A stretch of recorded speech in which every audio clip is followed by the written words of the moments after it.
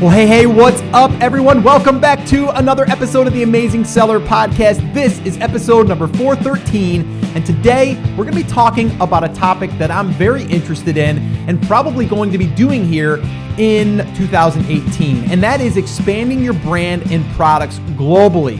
You might have heard about doing this, and you might be like me thinking, wow, there's probably a lot that needs to go into this thing, and what does all of this stuff mean as far as like VAT and VAT and, you know, all these different terminologies, and how do you transfer money from, you know, the country that you sold it into, you know, the US or vice versa? Like, what does it take? Like, to me, there's a lot of different questions that need to be answered. Now, I did have Jason McGee, a good friend of mine now. I met him through Jeff Cohen from Seller Labs, but he actually works for a company, World First, that helps sellers like us transfer that money and actually get you a better rate and all of that stuff. But he came on to give us some tips back in episode 360. If you did not catch that episode, I would definitely say go listen to that one after this episode. But I was introduced to today's guest, Lucy Marshall, through Jason McGee. They actually work together, and combined, the two of them have a ton of experience helping a lot of different sellers, international sellers, or people that are just starting that want to go international, and they know what it takes. They also have something really important, and that's connections. So when I do decide to go globally, I will be using these guys as my resource. Trust me, that is definitely who I'm going to be using. Now, let me just give you a little bit of a backstory on Lucy. She is a graduate of the University of Georgia. She currently manages e-commerce partnerships for World First. Prior to her working for World First, she worked for a private label brand with focus on driving B2B and B2C e-commerce sales. So she's no stranger, okay, to private labeling. And that's what I love about this. I'm not going out there and finding someone that kind of knows a little bit about it. Like, she knows a lot about it because she's been in the trenches, okay? She's also directly sold in multiple channels with different e-commerce businesses, and she was able to help these companies make a positive gain or impact their sales by generating sales outside of just the one channel, okay? And we're talking channels today like globally, but we could be talking other platforms, okay? Now, she has spent the past 2 years with World First, but also focusing on helping US Amazon sellers successfully expand their businesses into new markets. And that's why I wanted to have her on, because now she's really concentrating and developing partnerships with other e-commerce people, businesses in this space, us, and then bringing them to the market. All right. And that's why I can't wait for you guys to listen to this conversation, because I just wanted to get down to business and get through this stuff. So that's what you have to look forward to today. So if you're at all interested in selling globally, whether it's now or whether it's in the future, this is going to be a great episode for you. And then I'll also link up in the show notes, episode 360, where I had Jason McGee on, who is also someone that works with World First and also right alongside Lucy Marshall. So guys, I'm going to stop talking now so you guys can enjoy this. The show notes can be found at theamazingseller.com/413. You're going to definitely want to grab those because there's a lot of meat here, and you're going to want to grab those so when you are ready, or if you are ready now, you'll have it all in one place. All right, guys? So sit back, relax, and enjoy this interview that I did with Lucy Marshall. Well, hey, Lucy, thank you so much for coming on the podcast. How you doing today? I'm doing so well. Thanks so much for having me, Scott. I appreciate it. Yeah, it's kind of like your Friday today, though. You just told me you're going to be going for a hike. I'm jealous. I know. I'm psyched. It's the fastest work week I've ever had. It's only Tuesday right now. Yeah, the time of recording it says Tuesday. I said to you, yeah, the week's just getting started. You go, no, actually, it's coming to the end for me. I'm going to be going hiking. I'm like, damn, that sounds fun. Cool. I know, I'm clocking out at 3. Yeah, that's awesome. That's awesome. Mm-hmm. So yeah, that'll be fun. All right. So yeah, I wanted to get you on the podcast to really kind of go through and kind of give people, I guess, the overview, kind of like what it takes to expand their e-commerce business globally, and really what they need to understand, because there's a lot of moving pieces. A lot of people make it sound easy. And I know myself, I have not went global yet. Considering it, but we're not there yet. We're trying to really dial things in the U.S. market first, and then from there we can start to go a little bit more global. So I really want you to kind of give us all of the ins and the outs, but in a way that we can digest it and make it where we can understand it, and also be aware of some of the things that you need to be aware of that it's not that easy, right? It's like you have to go through these things so this way here we're prepared and we know what we're going to be up against when we decide to get going. Absolutely. And Scott, to your point, I've been working at World First pretty closely with e-commerce sellers who are working to grow their brand. They're really interested in taking advantage of the opportunity in those global markets. Right now, Amazon has over 11 storefronts or marketplaces globally. They have customers in 185 countries. And e-commerce still only makes up for 10% of overall commerce. So in terms of opportunity, there's huge sales potential in these countries with less competition. The markets are not as saturated as the US, but they're still getting almost as many unique views as the US.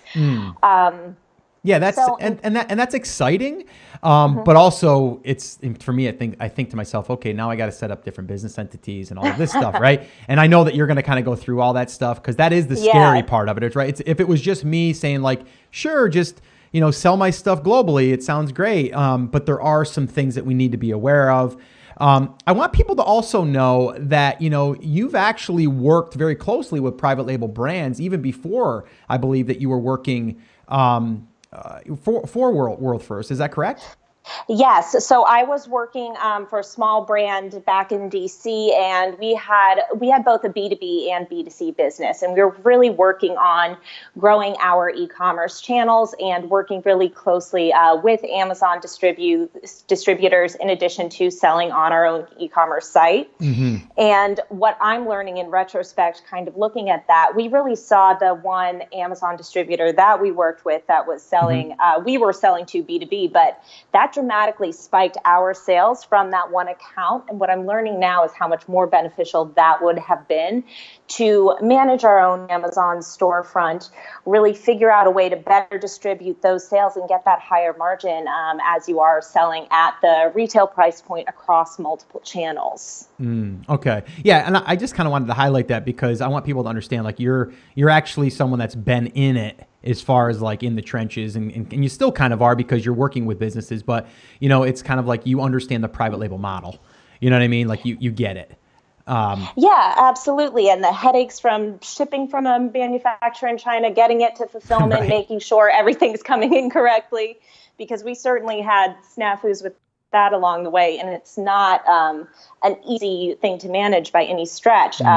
But certainly once you do go through all that legwork of getting your product manufacturing, going through all the branding, creating the listing optimization and the awareness, you really want to be able to spike those sales and take advantage of every marketplace you could be selling on. So I'm kind of curious, Scott, from your perspective, what are your biggest hurdles right now in terms of potentially making that expansion globally? Okay, so here's the thing that comes to mind. I love this actually, how you kind of reversed it on me because it's actually where we are. I love that actually, by the way. Whenever my guests do that, they're like, Scott, let's sit down and talk about your personal problems. I like that. So no, it's real because we have a new brand that I'm partnered with, and I'm super excited about this brand. I think there's big potential for this brand. I'm talking 7-figure brand, maybe more. Like I see a big potential for this brand.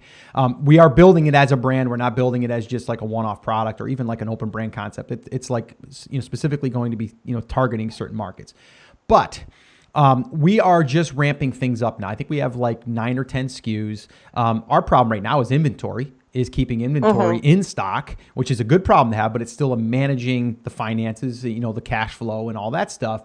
So then when I start to think about introducing another marketplace, I think number one, legal entity, number one comes to mind.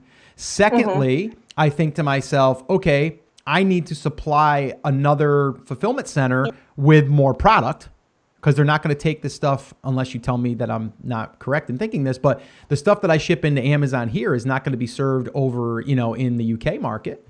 So I have to have a central location over there that can be a distribution center for my other products. And if I'm going to order 3,000 units here, I got to order another 3,000 for there, or maybe 1,500 for there. So now I have two different lines of inventory that I'm going to have to manage.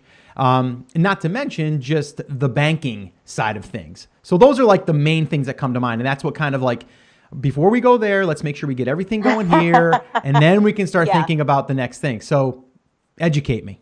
All right, perfect. Well, let's kind of look at those pain points you just mentioned and walk through them. So in terms of creating an entity in each country location, you don't actually have to do that to sell on Amazon marketplaces. Most of the clients we work with are registered in the US. They have the LLC, and because they work with us specifically, they are able to have a banking solution in each country without having to go through that additional registration process. Okay. What you will need to register for in every country you're selling in is a VAT number. Mm-hmm. This just stands for value added tax. It's really for the UK and EU. Mm-hmm. And that's so you can pay the government your taxes. Amazon, the UK government saw that they lost out on 1.2 billion in taxes from international Amazon sellers that had not registered for their VAT number. So that is something Amazon is diligently cracking down on this year. If you don't have it, there's potential to get shut down on your storefronts. You really just want to make sure that you have that covered. Okay. Traditionally, this has taken 3 to 6 weeks to get set up. But what's interesting that Amazon's about to roll out is they are working with VAT providers to do that in-house. So Amazon's new solution to get VAT numbers registered, that's going to be faster and cheaper than going through the traditional routes right now. So they're making that really easy because they're trying to bring more sellers to these global markets to A, make more product available in those markets, and B, bring more Western products to the rest of the world. Okay. So, all right. And that makes sense. Like they want to basically make it easier for us actually to, Amazon, that is, they want to make it easier for us because they don't want that to be an issue. So we don't sell. And I get that. So as of right now, though, for me, I have to think to myself, okay, how do I get the VAT? What do they need when I go through that process? And then when I also go through that process, is it another thing like for us here, like sales tax? We have to calculate that. And that's another thing that monthly has to get sent, or your quarterly taxes. So all of those things start to come into mind. I got another tax ID somewhere. What does that mean for the company, and who's going to manage that? Sure. And I have accounts that have managed that themselves and chosen to be very diligent in looking up the rules. For me personally, I don't do my own taxes. So that's something I find someone to help me with, especially if your business is going into a different country. Mm-hmm. I would recommend working with a provider, making sure that you have all of the paperwork in correctly. And then that is something you pay quarterly to the government. Okay, and just so I understand, so the VAT number, so now the taxes, what is the taxes that is required from me as being someone that's selling in the UK now? Is it kind of like a sales tax that gets added to the purchase price and then they have to pay it and then I have to just send it in, or is it actually like a quarterly IRS tax where it's on my money that I'm making? I believe it is off the price of your product. So you do have to factor in that value-added tax into the price of your product. Okay. So it's not the same as the US where you have your price and then the sales tax that gets added to it and then you check out. That's something you do have to factor into your pricing as you're going into these new markets. Gotcha. Additionally, you will need a number for each country you are shipping out of. So if you're just shipping out of the UK, then you just need the VAT for the UK. But if you are shipping into the rest of the pan-EU, that is something you'll need as well. Okay. All right. So, and I mean, I don't know. I mean, is there resources out there of companies that will actually do that process for you that you know of, or is that something you just have to do some research on? That is something. So there are companies, say like Meridian and Avast, that both help you set up the numbers, do the registrations, and then will talk you through what the pricing and what you should factor into for those global markets. Okay. And then I believe some of the global repricers we work with are able to work with you in making sure that your products are correctly priced for what you're selling as well, to include that. Gotcha. Okay. So that's something that definitely has to be figured in, and we have to kind of like figure out that part of it. But that is a hurdle that we will have to overcome. But it's not something that you can't overcome. It's just a matter of kind of doing it, getting that system in place, and doing it. Yes. So that's like. And that's kind of a big one in the beginning, because you're thinking to yourself, like, this is going to be more paperwork. This is going to be more, I'm kind of like on the map now as a business in another country, and yada, yada, yada. So you start to think this stuff. So you have to say to yourself, is that worth the gain that you're going to get from the sales coming in from this other country? Because if you do all this work now and then you see that your sales aren't really where they are, it's a matter of, is it even worth it to sell in there anymore? Right. And that is research you should be doing right off the bat. The same research that you are doing to start your private label brand on an Amazon storefront, whether that's looking at the BSR, looking at rankings and ratings, you should be doing that in these global markets as well. Because the last thing you want to do is ship product over there without doing that research and then have it not move. And then you've got, 3,000 units in Germany. So exactly. That's absolutely something you want to do. Okay. I know Amazon's global business team has worked to do some of that analysis with sellers, and there are other third-party companies as well that will do analysis in those foreign markets. So that way you can have a better sense of, all right, this would be my margin if I'm selling here, and this is the opportunity for my business. Gotcha. Okay. So we got to do a little bit of research, just as we would in any other market. What about the fulfillment now? Like, what's the fulfillment solution? Because I mean, to me, it's like, all right, do I have to ship to, if I'm selling in 3 different countries, do I have to ship to 3 different countries now? So I have 3 different batches of inventory that I have to send in, and on top of the US one? It's, to the best of my knowledge right now, Amazon has what's called the Pan EU program. And what you can do if you're signed up for this is ship a container or limited container load over to that initial Amazon FBA site, and then they will distribute for you based on those markets. Gotcha. Going to the UK and EU, to the best of my knowledge right now, that's just one freight load you have to get over there. Additionally, if you don't want to expand to all of those markets yet, you could potentially just start with the UK and just ship to Amazon's UK fulfillment center. Gotcha. This might be a great option because there's also no translation barrier in that marketplace, especially for private label sellers who have to redo all of their listings, make sure everything's localized in the country. Not having that big language barrier is a really easy first step. And that is one of the largest markets outside of the U.S. Okay. So I certainly encourage clients to look into expanding that way first. Okay. So you're saying the UK is probably one of the, I guess, more popular ones, or the ones that would be probably a first start to look into? Yeah, in terms of size of sales and revenue coming in, I believe it's US, Germany, and the UK. Okay. With all of the UK and EU getting almost the same unique views per month that the US is. Gotcha. So that is certainly a large market. Yeah, I've been hearing Germany has been starting to sound like it's starting to really pick up. And again, but that's one of those things too, then that may be a translation issue.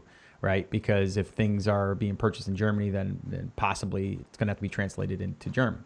So yes. I guess that's another factor that you have to figure into. And you got to look at the sales. Again, if we're looking at the sales and we're looking at potential, then that's got to be factored in as well.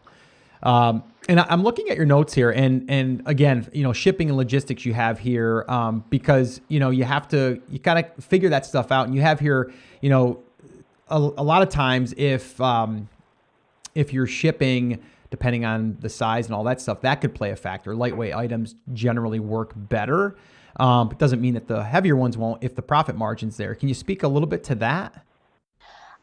We have clients that fulfill a variety of different ways. We have those that, and it's usually those with slightly larger products. Maybe it makes more sense from a weight and shipping perspective to do a freight or container pallet load over to the Amazon FBA centers in the UK and EU, and then they choose to fulfill that way. We do have some very large clients here in the States that are selling smaller items like vitamins or health and beauty products, and they're choosing to do parcel shipments just directly to the customer in the UK and EU, and making the customer aware it's going to take a couple more days, but they find that works best for their business, and then they can still fulfill from their warehouse in the States without having any of the additional FBA fees or worrying about where their additional inventory is. Okay. Yeah, that makes sense. The other thing you have here is, are your products localized for the storefront? So let's talk about that really quickly. So one of my favorite examples of this is I was talking to a client one day and he was selling clothes and he was like, I realized why my sales in the UK have been lagging. And I was like, why is that? And he says, I keep calling them pants. And no one in the UK is trying to buy pants. They all look for trousers when they're doing their listing optimization or their search words. So it's one of those things where you need to be aware of the nuances of language, and working with translation companies can really help you to do this. There are starting to be more and more global listing companies that will help you optimize and help you do the keywords in those different languages, just to make sure that you are listing your products the way that specific consumer is shopping. Gotcha. Okay. Yeah, that makes total sense. I mean, we've kind of used that example even here in the States. It's like different state to state, they talk about like sneakers are, here in the South are tennis shoes.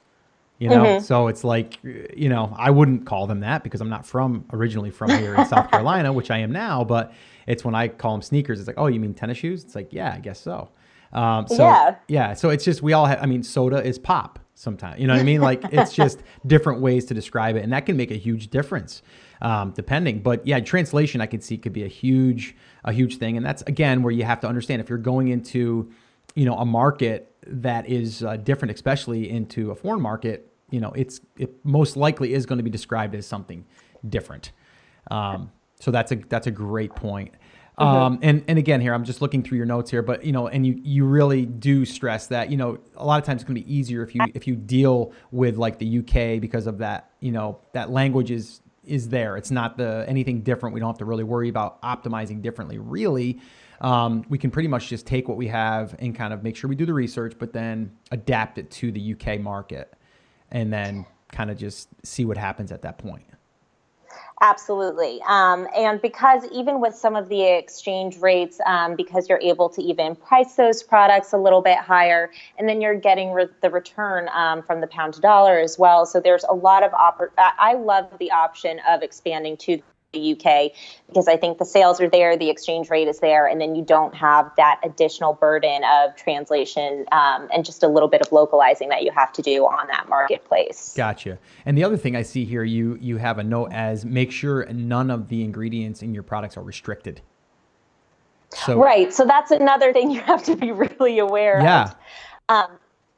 That's different for every country selling in. Each government has its own set of restrictions and set of ingredients that are okay or not okay or approved by their health association. So you do have to really make sure and just do your due diligence, especially if you are selling something like health and beauty or vitamins, and if they're private label as well, to make sure that none of your ingredients are restricted. I know perfume's another really big one that can get you suspended if you're not looking at those lists. Yeah. And again, that's the same thing in the States. Like, you have to understand, especially if you're getting into topical or things that you're putting on your skin or things that you're putting in your mouth or any of that stuff. You have to be really careful with that stuff. So definitely, make sure you do the research on that for sure. Okay. So lastly, in this equation of really getting our products out there globally, we've went through getting the VAT. Or at least like how that works. And then from there, we're talking about getting our product over there and kind of doing our research, making sure that the sales are going to be at least a potential there for that market. And you're saying probably start with one marketplace rather than going to all 11. So this way here you can kind of get through that process. But the last part of it is like, how do we get our money now? Like, how do we bring our funds back to us, and how do we do it effectively?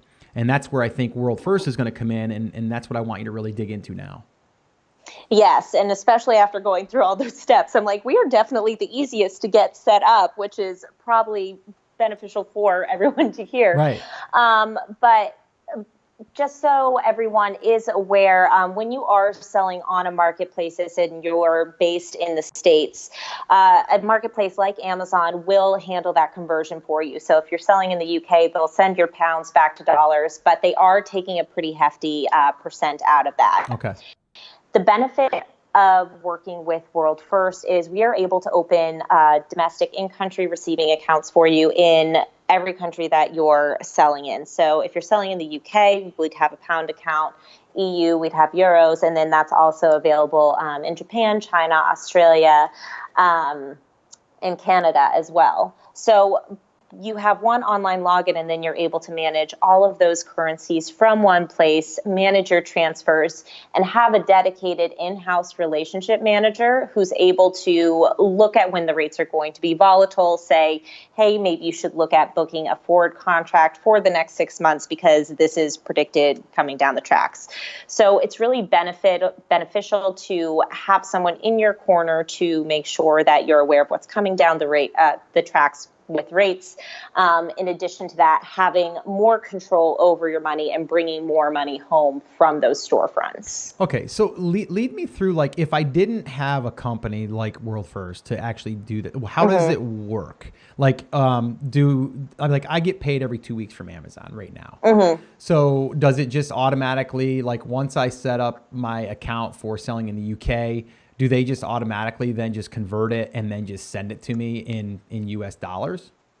Yes. So in your Seller Central, you would list your U.S. bank account if you didn't have one in the U.K. already. Okay. So you would still continue to get those biweekly disbursements. They would just show up in your account. And the most common thing when I ask sellers, how are you bringing your sales home? They just say, well, Amazon's doing that. And then I ask, are you aware of the rate that they're giving you to send that back? And they're, for the most part, unaware that there's even a conversion happening because Amazon's not transparent of when or at what rate they're actually sending your funds.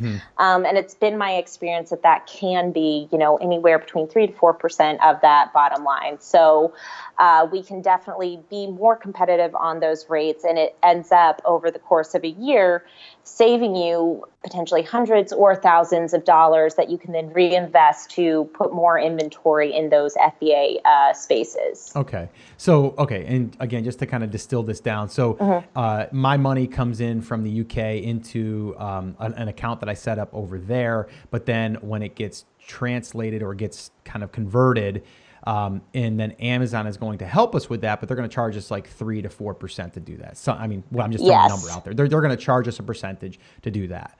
And what you're saying is if I used a company like yours, you're going to do that for us at a lesser of a rate. And that's where I'm going to make additional money. That's actually my money anyway. It's just, it's like getting a better percentage rate on my loan that I have maybe. Essentially, yes. And these accounts are free to open and free to maintain. And the one thing we really pride ourselves on as well is transparency.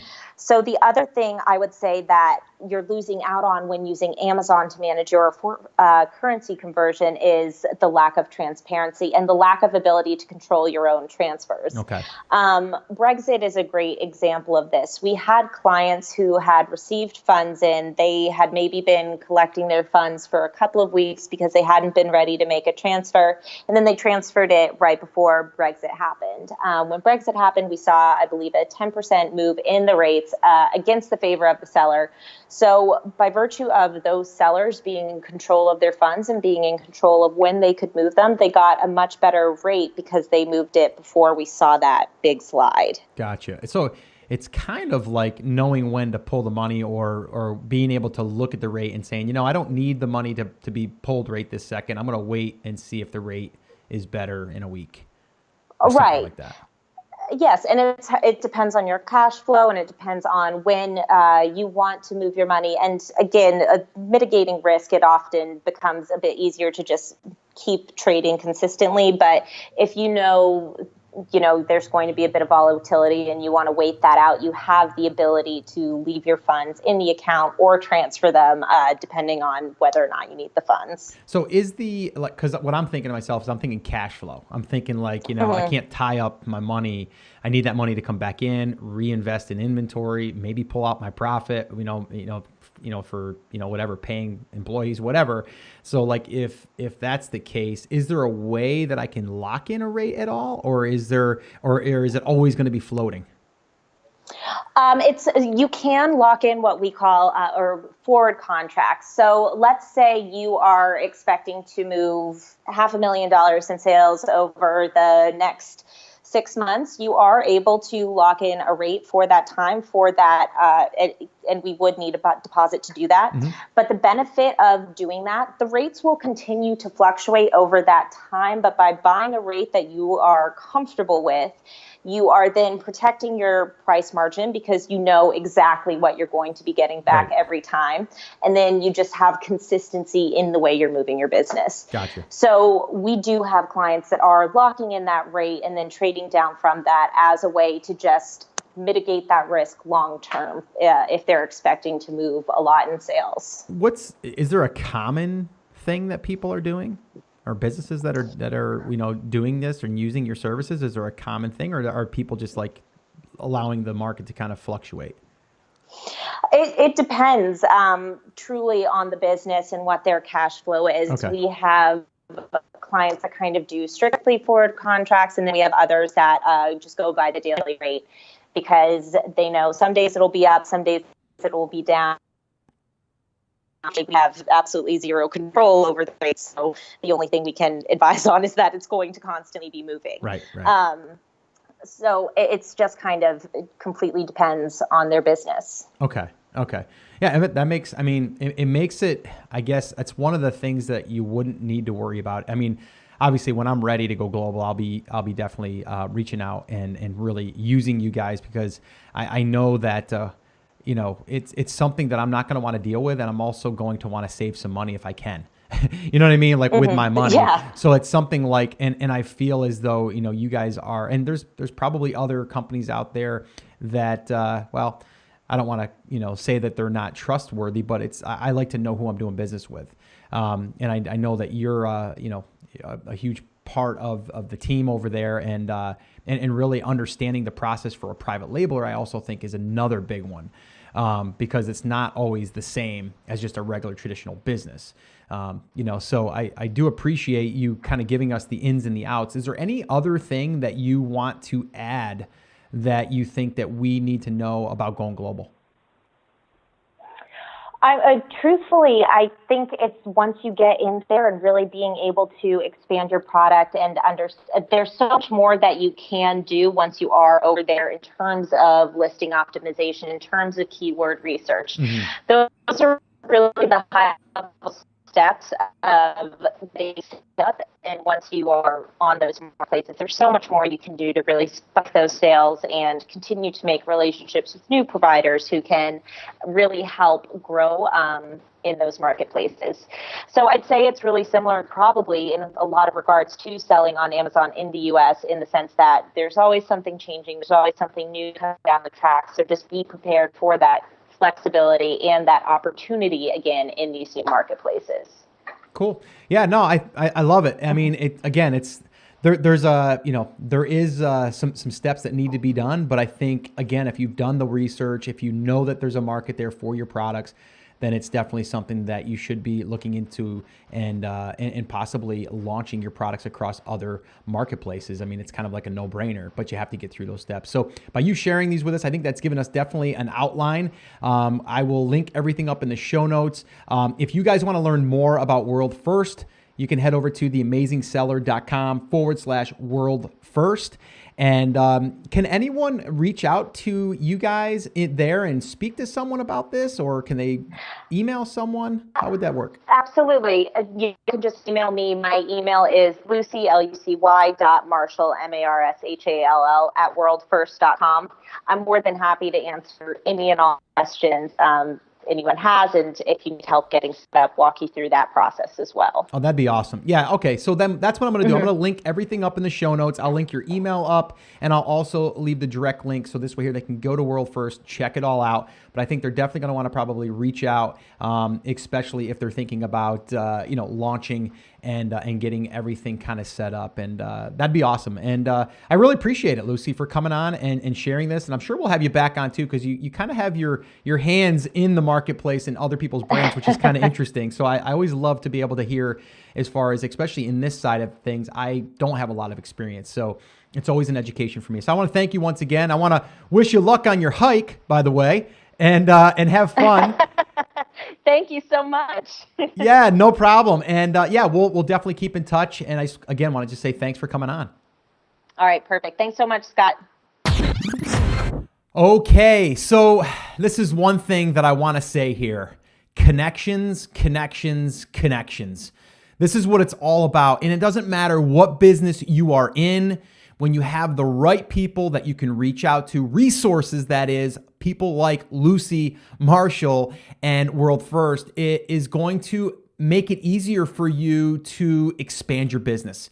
Whether that's in a new marketplace, whether that's, in a new, country that you want to be able to sell into, or just anything, right? Anything in business, to be able to go out there and learn from people that are actually doing it, because we're not going to be able to be the expert in every single thing that we do, but if we have the right connections. And here's the deal.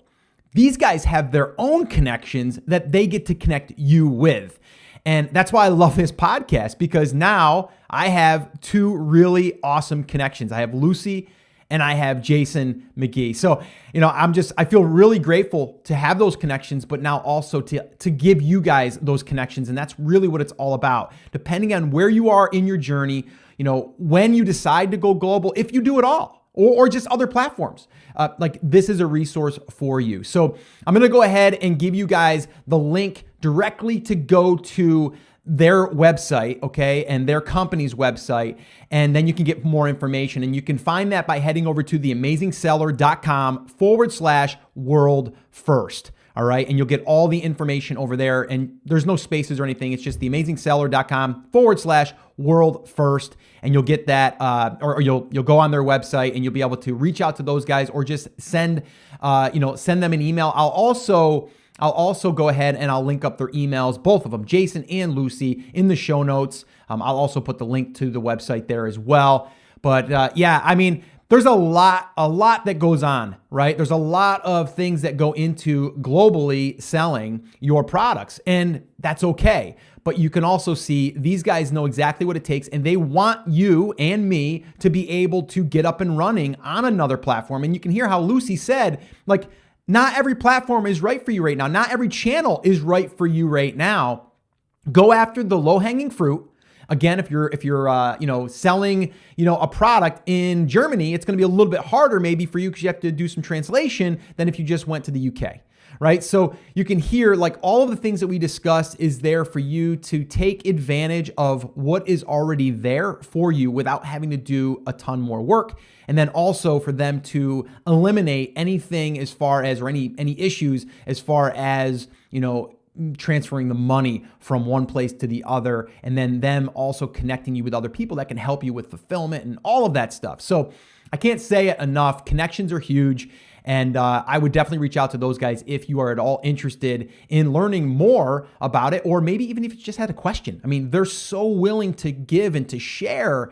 I would definitely reach out to those guys over there at World First. So again, guys, theamazingseller.com/world first. I'll put them up on the resources page, and I'll put them up on the show notes page. And you're probably going to want to grab the transcripts and the show notes to today's episode. Head over to theamazingseller.com/413. You'll get all that stuff there. And I do plan on having these guys back on again, because there's just so much more that we can dig into. So definitely look for an upcoming episode in the future. So that's pretty much going to wrap it up, guys. I did want to just say thank you so much for being a listener. Thank you so much for taking time out of your day and listening to the podcast. I also want to thank everyone that is part of our TAS community over there on Facebook. We are over 50,000 strong now over there, and there's a ton of great people there. If you're not part of that, I definitely would encourage you to go over there and be a part of that amazing community. Head over to theamazingseller.com/F as in Frank, B as in boy, and just get involved and reach out and make those connections. All right, guys, so that's it. That's going to wrap it up. Remember, as always, I'm here for you. I believe in you, and I am rooting for you. But you have to. You have to. Come on, say it with me. Say it loud. Say it proud. Take action. Have an awesome, amazing day, and I'll see you right back here on the next episode.